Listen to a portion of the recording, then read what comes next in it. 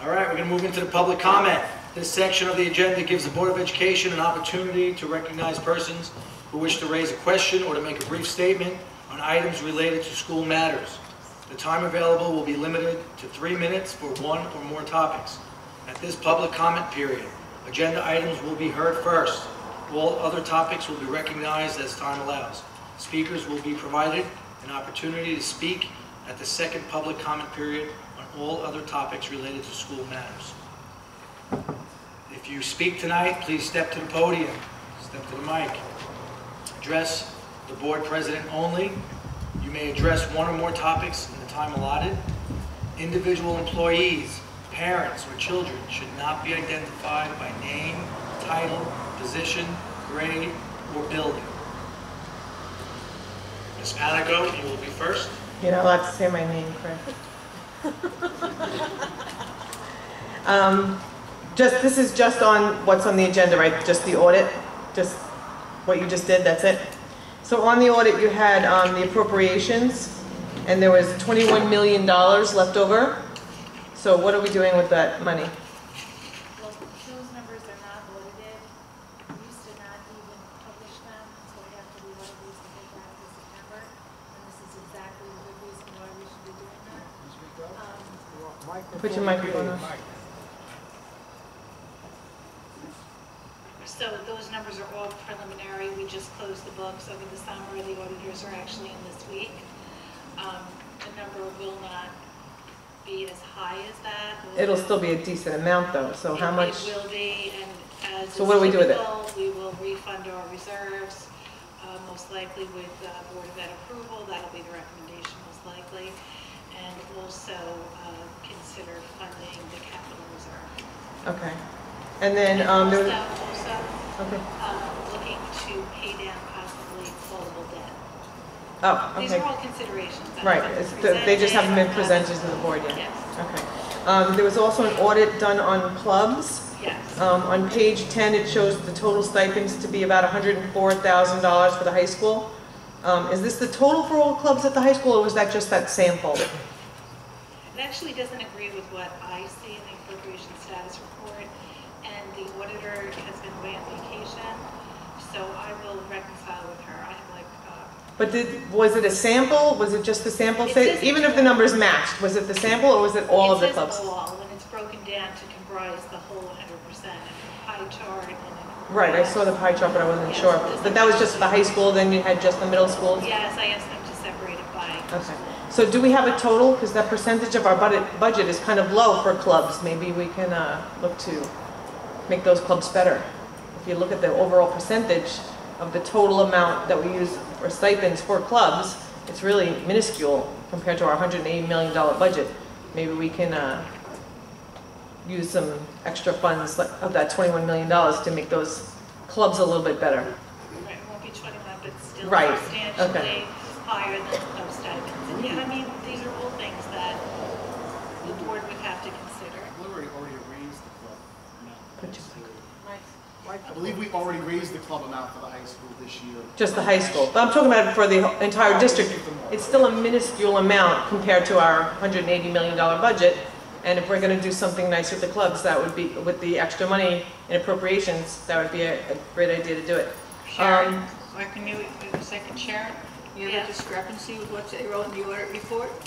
I wouldn't call it a discrepancy. I need to reconcile between what they're saying with the total amount of the stipends and what I'm seeing as the expenditures for the clubs in the codes in the appropriation status report. So should we have tabled this until you found the right? I don't think so. I'm sure it's a pretty standard answer that I'm going to get. I believe it was 150 approximately at the high school. I know 3 board members Right. approved it to be 150. Right. Yeah, somewhere around 150, and that was in addition to 4 4 more clubs that were added. Right. Right. Are we still talking just the audit, or because there were other items on the agenda that I had questions? Is that for the second part? Because I know the second part's going to be filled. Any agenda item. Any agenda item? Oh, Yeah. good. Outside groups using our property. Some of these groups are not 501c3. This was brought up a million times. Some have rosters with less than the required percentage of in-district children. This was supposed to be looked into. Linda, I believe at one of the last meetings you said that you were looking into it. I wanted to know if there's been any outcome on that. But basically, we can't blame the groups. In my opinion, the groups just hand in whatever's on that form. If our administration or whoever's supposed to be checking this is not doing their job, then the group gets to use the field. You can't go back now and charge them. But going forward, we should be doing our job. We should be checking the 501c3. We should be checking their rosters. So this blame kind of lays solely on administration from top down. So are we fixing that? There are accountability measures in place now that were not in place prior to this. And just another suggestion, the building permit forms, the building use forms, maybe if you change those to add what the groups actually need to submit, it might make it easier. They're a little unclear, and that might help out and make it a little bit easier. Also on there was new high school clubs on the agenda, but it didn't say which ones. I don't see Mr. Costa here, but he was, okay, we're going to talk about that later. Okay, so then I won't bring that up. 822. The CBA that you had on the thing, the APPR. It's over 3 minutes. Okay, I'll come back. Can you tell me, Mrs. Adams, what you have in place that's different than we've had? Well, I can tell you.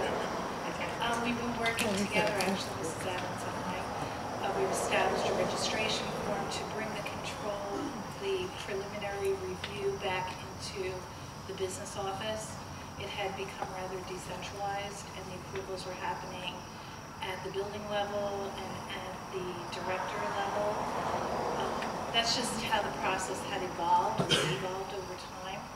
So now there will be a registration form which has been created, and we will have a pre-approval process happen in my office and prepare and present a list to the schools and to the directors so that they can see anybody who applies has gone through the process of submitting the 501c3 proof, the roster to substantiate the 60% Connecticut residencies in the group, and so forth.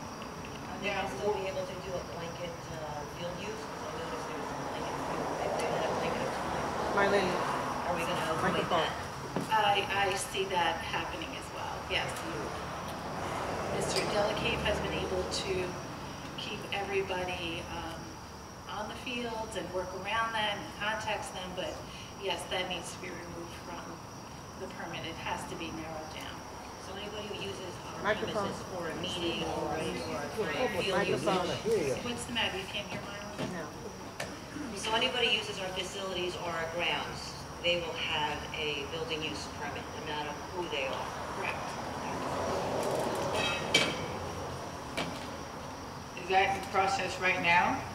That is in process right now. We're running into some who are in the process of producing the 501c3 proof. I'm going to probably need some legal clarification for some other groups as to interpreting the 60%. But yes, my answer demonstrates that it's in process. And the PTAs will have to provide that as well? The PTAs are 501c3. Okay, so they don't need their proof. And they are a school.